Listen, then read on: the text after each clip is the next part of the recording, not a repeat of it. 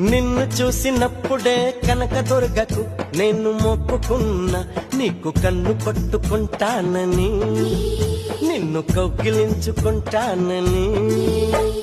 నిన్ను కొలిసినప్పుడే సాయి బాబాకు నేను మొక్కుకున్నా, నీతో సంధి చేసుకుంటానని, నీతో సందులోకి వస్తానని.